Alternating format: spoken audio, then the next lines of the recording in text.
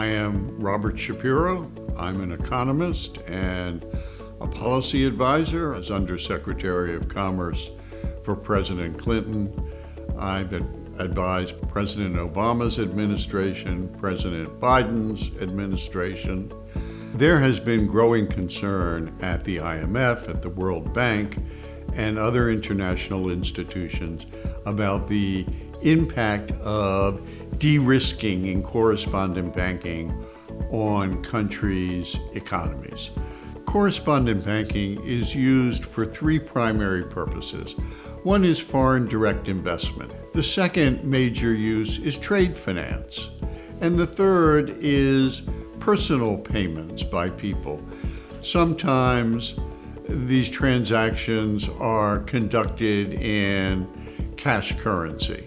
For example, between the United States and Mexico, bulk cash accounts for a little over $6 billion a year, and that cash has to be transferred really on pallets.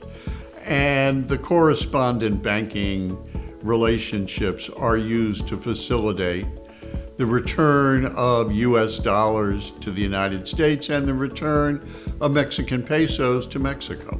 Correspondent banking has been particularly regulated out of concern mainly about money laundering and terrorist financing.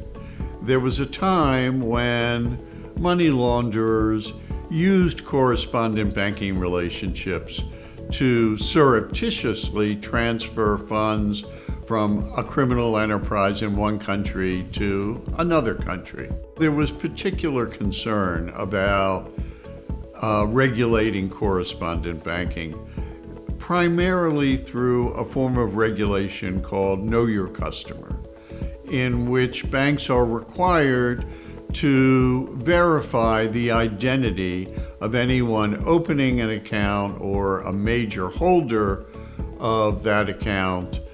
However, in the last 15 years, even as the regulation of correspondent banking has increased, the money launderers and terrorist financiers, they recognized what was happening right away enormously by the internet of remittances continues to be regulated for money laundering. So we're left with a really strict and expensive regulation of a traditional mechanism to facilitate foreign direct investment and trade and remittances, while the actual focus of that regulation has long either fled correspondent banking and the banking system or have developed techniques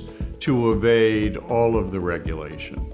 Moreover, it has convinced many banks to just get out of the business of correspondent banking because they don't want to incur the risk of unknowingly being involved in a transfer that does involve some criminal activity.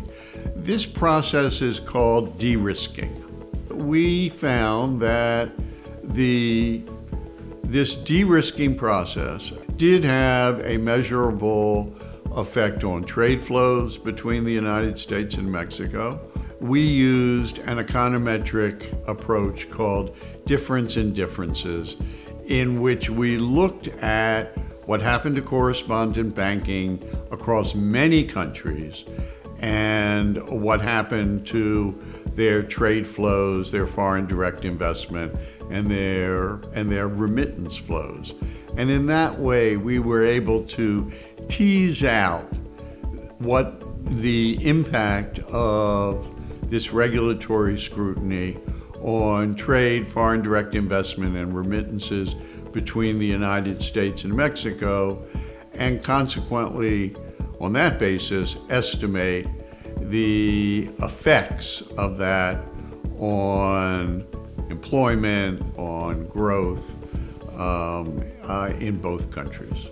Those reductions over the period of 2012 to 2018 has cost probably about 150,000 jobs total. This has real economic effects. It also has had an effect on our GDP.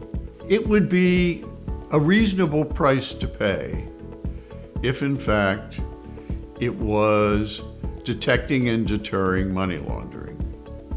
But the fact is, its target has moved out of range of the regulation. If you want to affect money laundering, you're looking in the wrong place. You should not be focusing on correspondent banking. You should be focusing on the providers of all these sham and shell entities, and on the transfers between those entities. And you should be focusing on the non-banking transfers of hundreds of billions and probably trillions of dollars a year, because that's where the money laundering is going on today.